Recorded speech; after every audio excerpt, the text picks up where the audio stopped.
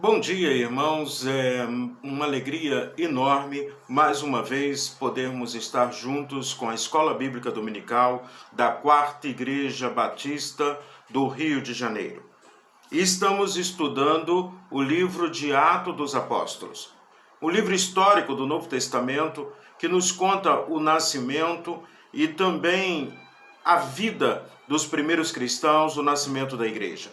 Quando começamos a pensar sobre a igreja, quando começamos a imaginar os desafios e também as vitórias que esses poucos cristãos tiveram, vêm a nós lições maravilhosas que precisamos rever ainda em nossos dias. Parece que muitas vezes esquecemos que o Senhor da igreja é o Senhor Jesus Cristo. Parece que muitas vezes na caminhada cristã estamos tão preocupados com questões tecnológicas, com planejamento estratégico e esquecemos de perguntar ao dono da igreja, ao fundador da igreja, que é Jesus, o que ele espera e o que ele deseja dos seus discípulos, dos seus seguidores. Olhando para a história da igreja, nós vamos ver que eram homens do povo, pessoas como eu e você, que foram escolhidos e aceitaram seguir a Jesus. Muitas pessoas foram convidadas, mas recusaram. É só você lembrar lá nos evangelhos do jovem de qualidade que quando Jesus o convidou a seguir, dizendo que precisava deixar algumas coisas para trás, ele recusou seguir a Jesus. E é tão interessante que a Bíblia diz que Jesus o amou tremendamente. Jesus nos ama de uma forma tão tremenda que, na medida do nosso desenvolvimento espiritual, do nosso crescimento cristão, o Senhor Jesus Cristo vem nos abençoando, vem nos restaurando, e é isso que Atos dos Apóstolos nos mostra. Mostra que, além do poder, o Senhor da igreja é quem dá a direção. Eu tenho brincado muito com essa história sobre planejamento estratégico. Eu digo, seria tão bom se nós, como igreja, olhássemos para o planejamento estratégico de Jesus. Jesus pega pessoas que talvez eu e você não escolhêssemos para trabalhar com a gente. Pegam pessoas que não são cultos, ou seja, não tem um currículo que possa dizer assim, um currículo que chame a atenção. Eram pescadores, eram pessoas simples, não eram homens dados à religiosidade, não faziam parte do clero ou do aspecto sacerdotal, mas eram pessoas que podiam ser moldadas. E como igreja do Senhor, nós precisamos aprender que devemos ser moldados. E quem deve dar o molde, quem deve nos moldar é o Senhor. E no planejamento estratégico de Jesus, ele durante aproximadamente 3 anos, ele vai moldando a vida dessas pessoas. Infelizmente, no decorrer da preparação, um deles desiste, um deles trai o Senhor Jesus e, consequentemente, tem um fim trágico. Mas o fim trágico de Judas Iscariotes foi escolha sua. E, ao mesmo tempo, quando a gente olha para a experiência da crucificação de Jesus, para os outros discípulos, outros 11, é como se tudo tivesse acabado. E eles retornam então à mediocridade de vida que eles tinham. Voltaram para a pescaria. Eles foram chamados pelo Senhor para serem pescadores de homens, mas eles voltam lá para pescar peixe. E o Cristo ressurreto de novo os restaura, os chama para estarem juntos. Quando eu vejo o finalzinho do Evangelho de João, Pedro dizendo que ama Jesus, e vira para Jesus e diz, tu sabes que eu te amo. No planejamento estratégico de Jesus, só dá para trabalhar com ele aqueles que verdadeiramente o amam. E aí, aqueles que amam ao Senhor, que reconhecem a Jesus como o Senhor, tem uma palavra nova que todo mundo gosta de usar, de empoderamento, né? É dar poder. Jesus empoderou então os seus discípulos com o Espírito Santo. E revestidos de poder, ou revestido do poder, essa igreja então nasce e começa a fazer diferença no mundo que eles estavam. E também começou a fazer diferença de uma forma tão grande que impactou um império. que conquistou o mundo e a mensagem preciosa do Evangelho chegou até cada um de nós, chegou aos nossos corações. O texto áureo do nosso estudo hoje, que fala sobre fatos marcantes do início da igreja, e nós vamos conversar durante alguns minutos, porque não dá para discorrer de forma muito direta sobre cada um dos sermões, sobre 4 sermões que foram impactantes para os primeiros cristãos que estavam ali na cidade de Jerusalém. E o texto áureo, o texto escolhido para que nós pudéssemos decorar, para que nós pudéssemos refletir de forma muito mais direta sobre ele, é o texto de Atos, capítulo 4, verso 13. Atos dos Apóstolos 4, 13 diz assim: ao verem a intrepidez de Pedro e João, sabendo que eram homens iletrados e incultos, admiraram-se e reconheceram que haviam eles estado com Jesus. As pessoas reconhecem que Jesus está com você, que você tem estado com Jesus, que Jesus tem estado dirigindo a sua vida. Então, a partir desta pergunta, nós vamos caminhar pensando nos sermões, nos 4 sermões, começando no dia de Pentecostes. Pentecostes é a festa das semanas, 50 dias depois da Páscoa. O povo estava ali reunido em Jerusalém para essa festa que fazia parte do calendário judaico e era um momento importante para aquela nação.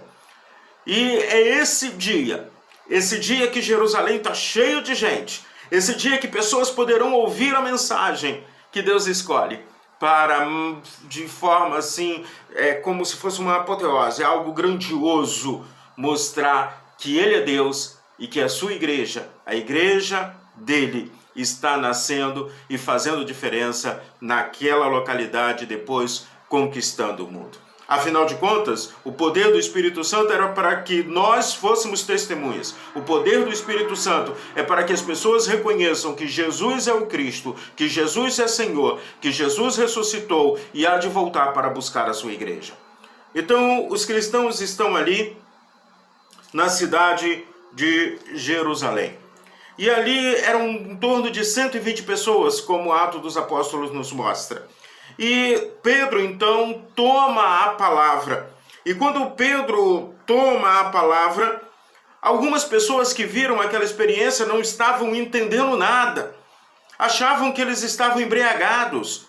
E Pedro começa o seu sermão respondendo a essa pergunta, declarando: nós não estamos embriagados. Afinal de contas, ainda é cedo, ainda é de manhã, ninguém bebeu nada. Na realidade, é cumprimento da profecia de Joel. Joel capítulo 2, versículos 28 ao versículo 32, fala sobre esse dia.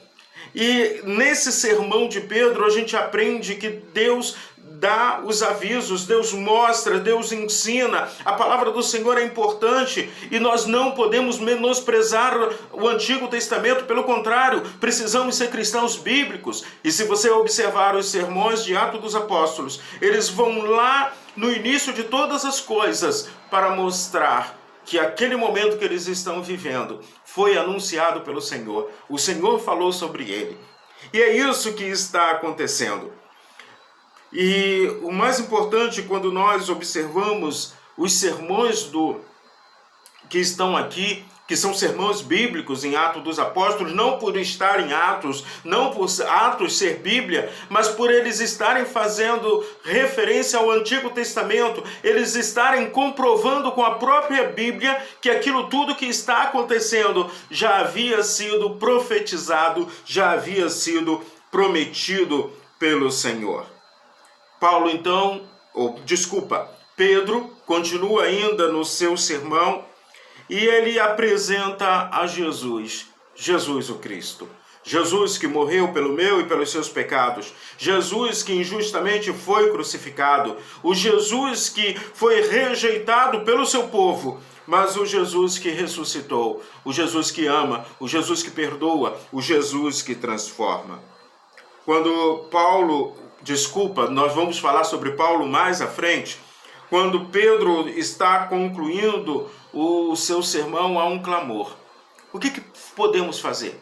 o que precisamos fazer, o que devemos fazer ou como devemos agir. E naquele momento, o apóstolo Pedro diz que eles precisam abandonar o pecado, reconhecer a Jesus como Senhor. E foram 3.000 pessoas. 3.000 pessoas que reconheceram a Jesus e foram batizados naquele dia. Tem gente que fica questionando, e aí eu abro um parênteses, era uma igreja de 120 pessoas.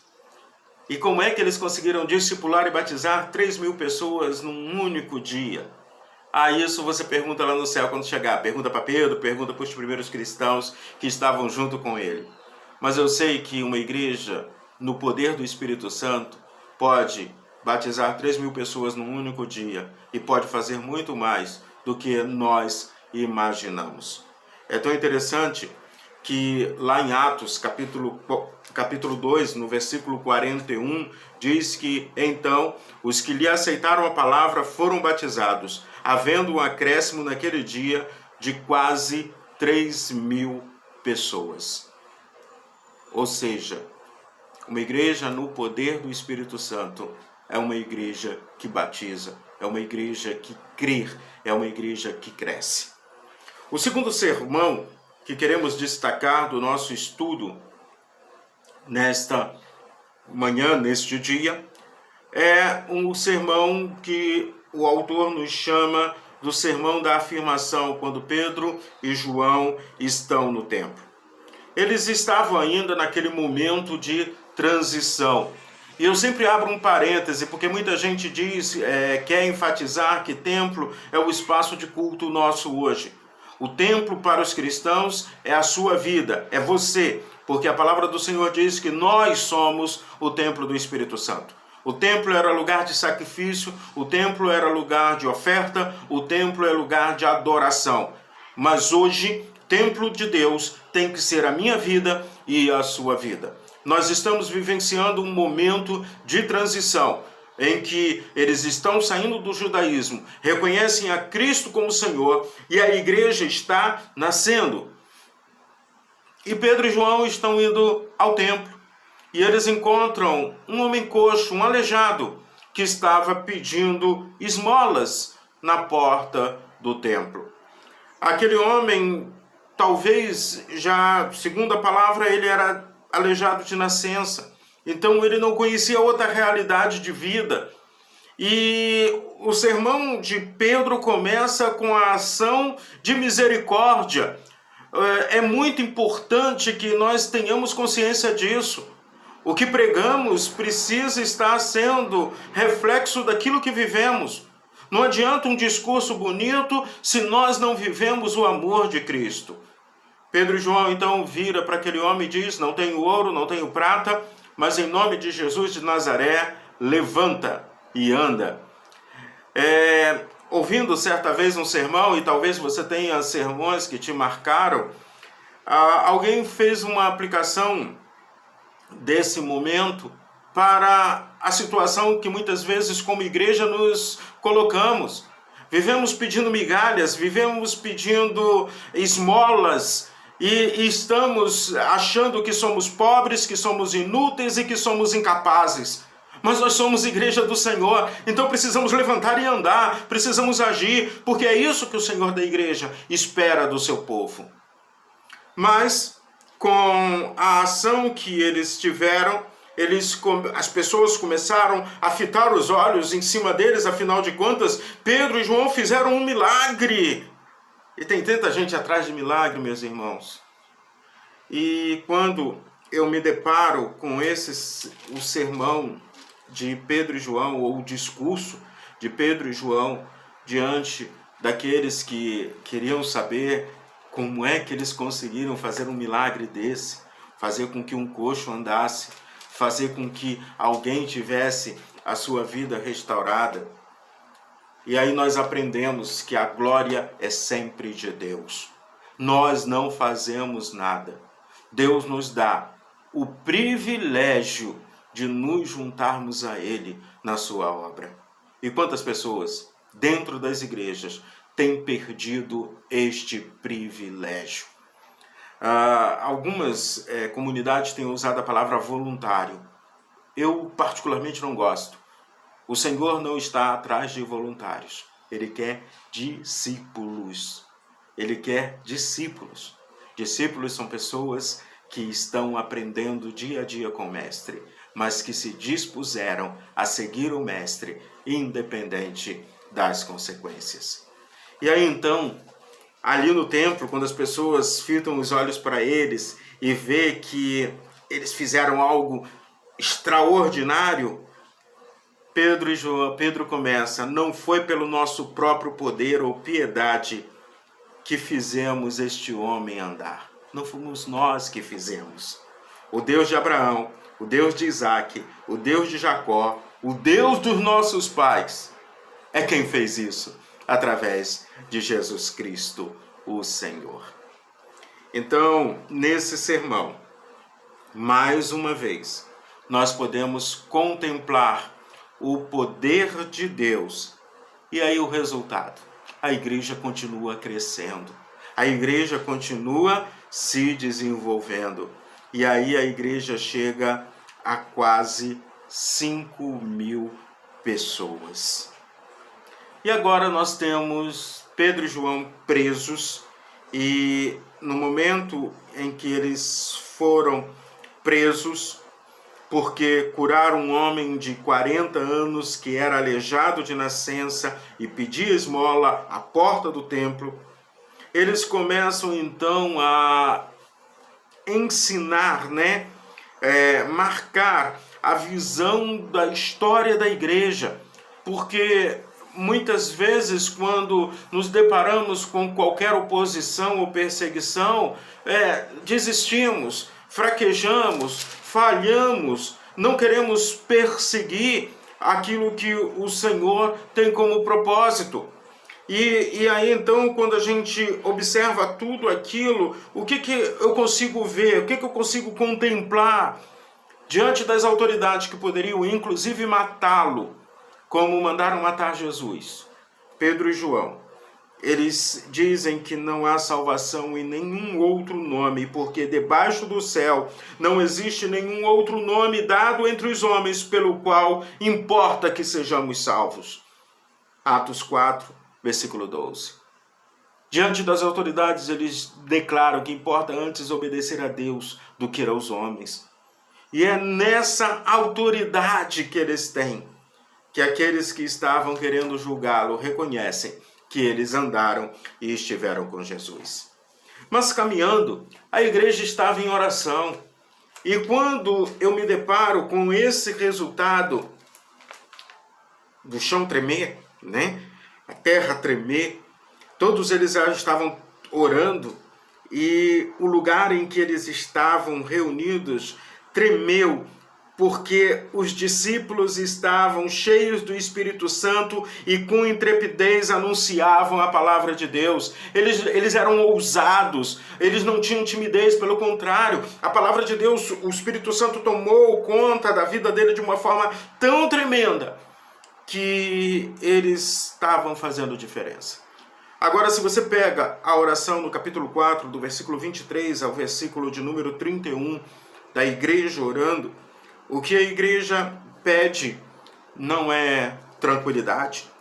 O que a igreja pede não é para ter saúde. O que a igreja pede não é dinheiro, mas a igreja pede forças.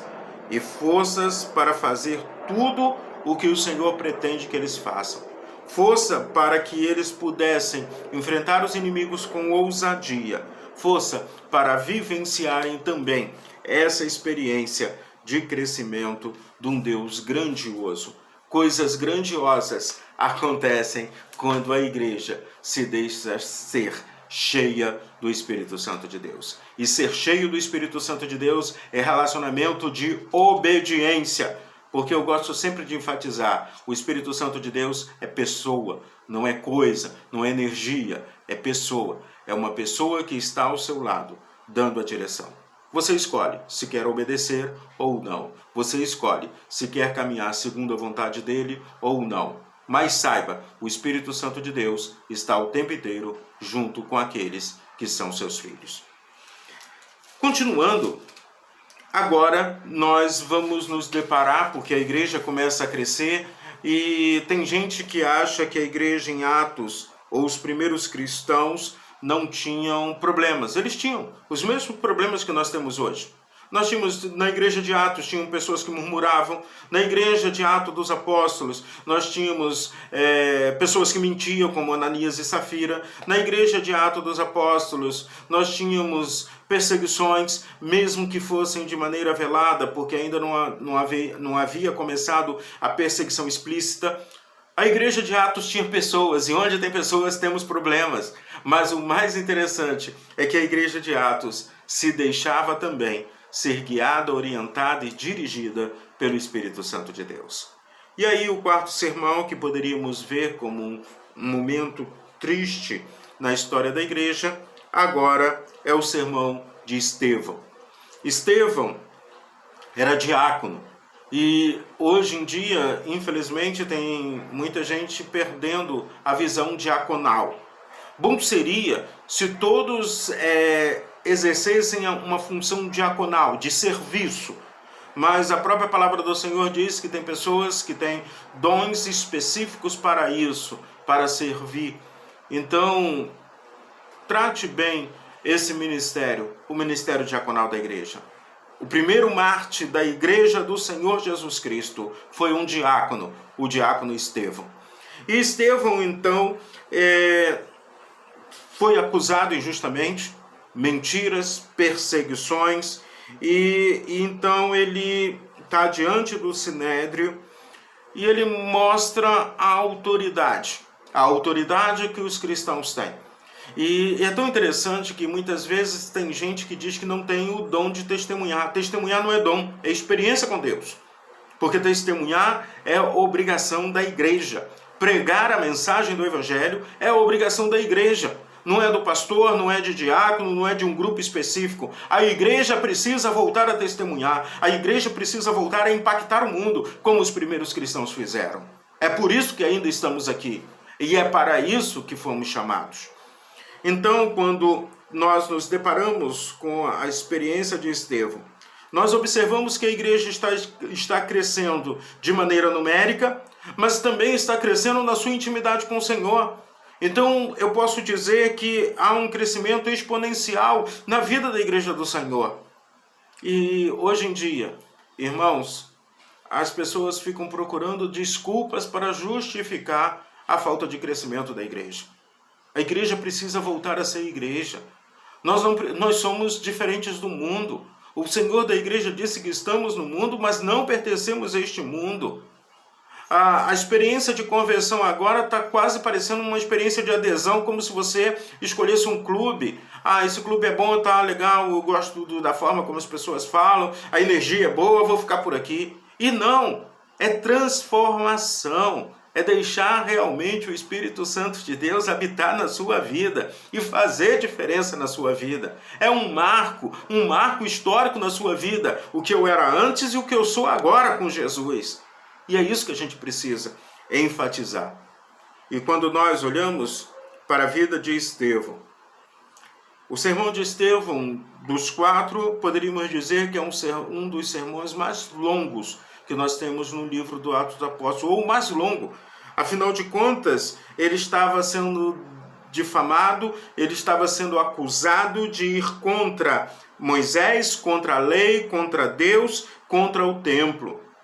E então Estevão começa pregando lá em Moisés, lá no Antigo Testamento, e ele vem discorrendo tudo aquilo que aponta para Jesus. Jesus o Cristo, Jesus o Senhor. E quando ele chega no ápice do seu sermão, aqueles homens estavam enfurecidos, rangendo os dentes, e começaram a apedrejá-lo. Levaram para fora da cidade e apedrejaram Estevão. Talvez para aqueles que fizeram isso, eles considerassem que ali eles estariam dando um basta para com a igreja. Mas a experiência de Estevão é algo tão tremendo, meus irmãos. Ele levando pedradas, ele sofrendo, a Bíblia diz que ele viu o céu se abrir. Olha, eu fico olhando para essa experiência, a manifestação da graça do Senhor, e a última oração, a última invocação que Estevão faz. A última oração de Estevão antes de ir para os braços do Senhor, Atos dos Apóstolos registra, e é essa: Senhor Jesus, recebe o meu espírito. E ele se ajoelhou diante do Senhor, clamou em alta voz: Senhor, não lhes impute este pecado. E com esta palavra adormeceu. Ali começa, no sermão de Estevão, no martírio de Estevão, na experiência e morte de Estevão, começa uma nova história na vida da Igreja do Senhor. Nem a morte, nem a perseguição, nada pode afastar a Igreja do Senhor da sua marcha, da sua caminhada, da direção que o Senhor da Igreja deu para o seu povo, que é de transformar o mundo. E qual a aplicação que nós podemos dar a tudo isso? Afinal de contas, estamos vivendo um momento terrível da humanidade. Pessoas desesperadas, pessoas angustiadas, pessoas morrendo, famílias vivendo luto. E a igreja? O que nós estamos fazendo? Que tipo de sermão estamos pregando? Que tipo de mensagem nós estamos levando? A morte de Estevão foi um marco porque começa uma grande perseguição contra os cristãos que estão ali em Jerusalém. E eles se espalham. E a igreja começa a se espalhar. E aquelas pessoas, homens e mulheres anônimos, alguns a gente tem nomes como Filipe, temos nome dos apóstolos, temos nome dos diáconos escolhidos por aquela igreja, e alguns nomes são citados, mas a grande maioria, o povão, aqueles que estavam fazendo o trabalho, são pessoas anônimas, como eu e você que podemos fazer. E aí a gente vê que a igreja, então, ninguém mais segura a igreja. Quanto maior a perseguição, maior era a ação e o impacto que a igreja estava causando no mundo. Que tipo de impacto você está causando? Que tipo de impacto nós estamos causando? Que tipo de mensagem nós estamos pregando?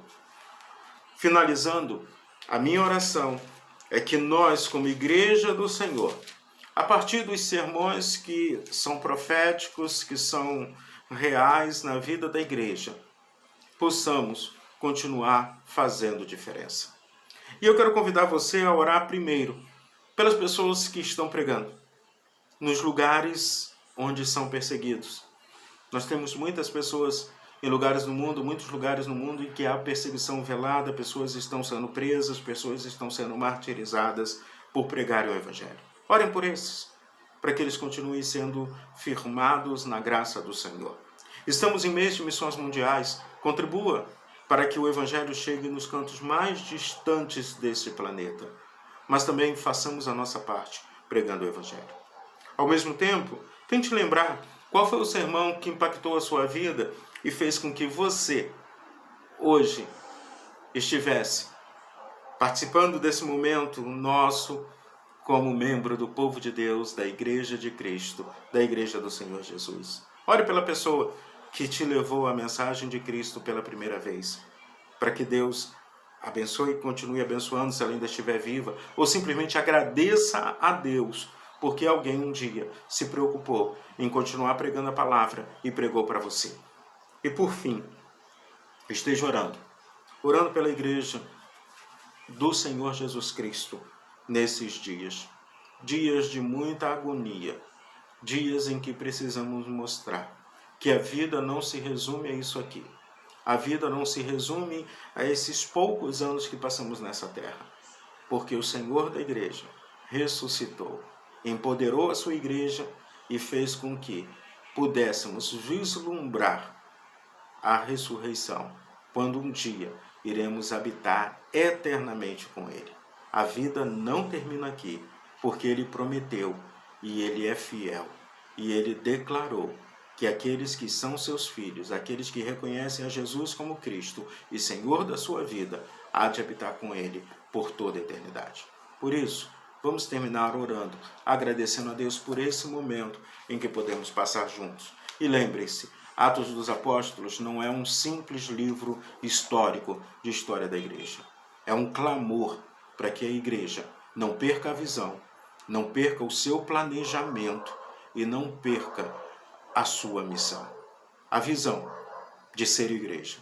Igreja não é empresa, igreja não é clube de caridade, igreja não é um clube social. A igreja é um organismo vivo que tem como cabeça Jesus Cristo, Senhor da igreja. Então eu não posso perder essa visão. Eu não posso esquecer da nossa missão. E a missão da igreja está lá em Atos 1, verso de número 8. Atos 1, 8. A missão que Jesus deu para a sua igreja é que a igreja, revestida do poder do Espírito Santo, fossem testemunhas dele em Jerusalém, na Judéia, Samaria e até os confins da terra. Então, não tem fronteiras para que possamos estar pregando o Evangelho. Essa é a nossa missão. Então vamos caminhar diante da visão que o Senhor da igreja tem nos dado para cumprirmos a missão de sermos igreja do Senhor nesse tempo de que continua o povo clamando por respostas, clamando por misericórdia, clamando por esperança, sem saber onde encontrar. E nós precisamos abrir a porta do Evangelho para que essas pessoas reconheçam que em Cristo, o Senhor, há esperança, porque Ele não nos desaponta. Pelo contrário, a sua promessa é real, é viva e é verdadeira. Verdadeira mesmo. E a gente precisa viver como pessoas que reconhecem que Jesus é o Cristo, que Jesus é o Senhor. Que nós possamos, por onde estivermos andando, pregando, com os nossos atos, com as nossas ações e nas nossas atitudes. Ou como alguém já disse, e se for preciso, usando de palavras. Mas que a nossa vida seja um reflexo da vida de Cristo em nós. Porque nós somos a igreja do Senhor, no dia a dia espalhado. E em alguns dias da semana, em algumas oportunidades, nos reunimos. E a igreja reunida, a igreja espalhada, precisa constantemente estar pregando a verdade do Senhor. Oremos. Obrigado, Pai de amor, por esse momento. Obrigado, Deus, pela Tua bondade e a Tua misericórdia. Fala aos nossos corações ainda pela Tua palavra. E que o mesmo impacto que aconteceu há 2000 anos atrás, ali na cidade de Jerusalém, espalhando a mensagem do Evangelho por todo o mundo, possa estar acontecendo nesses dias. Que sejam dias de avivamento, que sejam dias de renovo, que sejam dias que a igreja do Senhor reconheça a sua missão e não fique olhando para as dificuldades, mas olhe para o Cristo que morreu na cruz, para o Deus eterno, Deus Todo-Poderoso,